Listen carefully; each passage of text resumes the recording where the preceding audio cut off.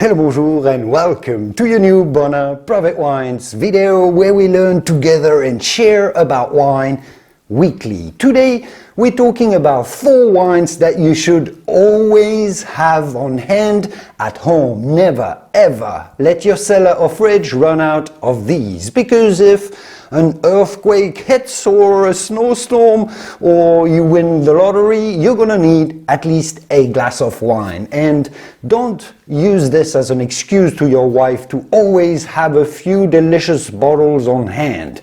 Don't try this at home.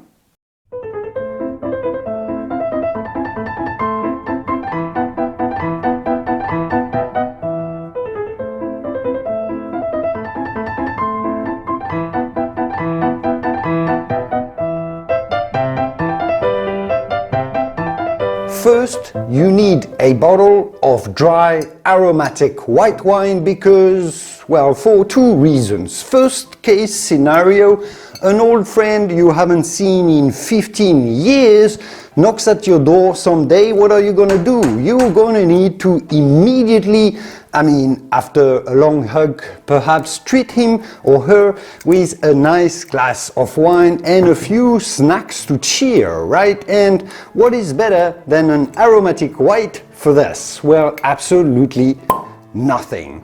Second case, your wife comes back from her shopping for dinner with a nice fish or seafood, or she's ordered some Asian food. Okay, with Asian, you could probably go with our second wine that we're going to talk about in a minute. You could, but there are many dishes that demand a dry white wine more than anything else, and you don't want to miss an opportunity to have not only a glass of wine, but the perfect wine to pair with a dinner cooked with love. My choice here would be a nice bottle of a dry Riesling, for example, either a Grand Cru from Alsace like this one, or a good German one, because they're complex and zingy, always really refreshing. But there's of course an element of personal preference here, and if yours leans you towards a nice Sauvignon Blanc, for example, that's going to be a little fruitier and less acidic, that's just going to be as perfect as a Riesling.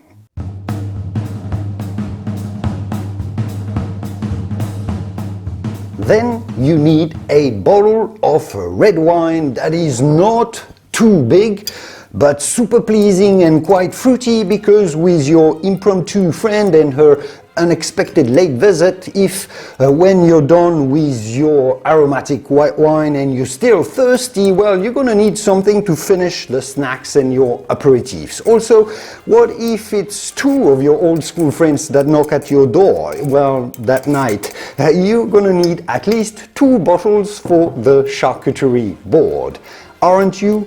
Also, having a glass of something lighter yet fine and refined is one of the joys of life after a hard day at work, or just for the sake of it.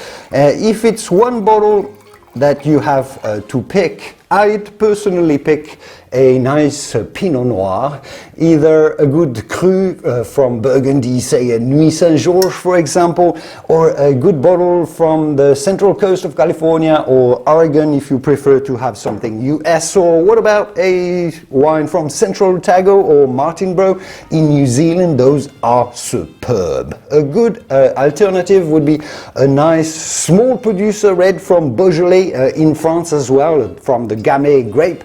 And I hear you might have one coming up very soon with the club, but shh, let's not talk about it quite yet.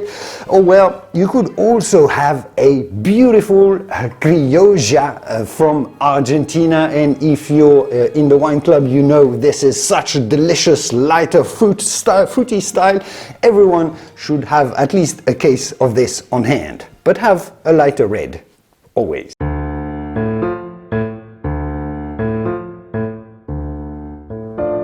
And do I need to expand on this one? There's only one serious type of wine, and I'm actually hating myself for saying this, as I love all wines and I love them all equally like my children. But Honestly, the dense dark reds are irreplaceable. What if you had a really hard day at work? Well, you're gonna need something a lot stronger and more comforting. Perhaps what if you're still thirsty after your bottle of dry Riesling and your bottle of Pinot Noir with your friend?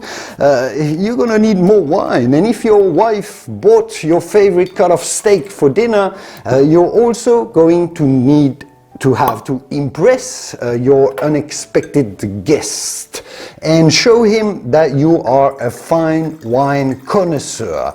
Or if you're suddenly stuck at home for whatever reason, of course you need a larger than life red. I mean, as big as you'd like it. I mean, it doesn't have to be huge, but tasty surely. I'd go with a fine Chateau from Bordeaux, or a nice Super Tuscan, or a Barolo from Italy, or a refined Cabernet Sauvignon from the west coast of California, or an extreme altitude Malbec.